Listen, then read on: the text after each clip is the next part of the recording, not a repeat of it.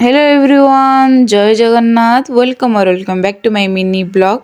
तो बहुत दिन हेल्ले मोर ब्लॉग को अपलोड करनी कहीं मोर एग्जाम चलता आज आमर अर्चुनर भी एग्जाम स्टार्ट होगा तार बोर्ड एग्जाम। तो सी पूरा एक्साइटेड होगी पूरा रेडी होगी सी चलला तार एग्जाम देवाई।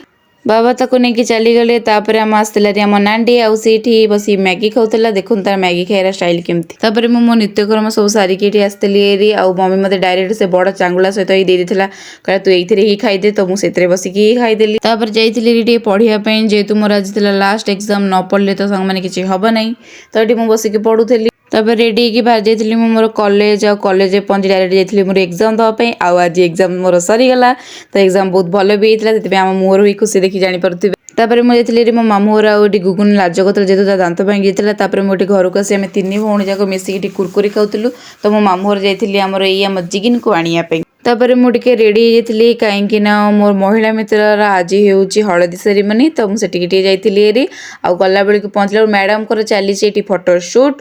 तो से फोटोशूट करता मुझे किसी पिक्चर नहीं गली बेचारा पिलाटू के राति भी गाधेया पड़ू ए बाहागर केते कौन करने पड़ू।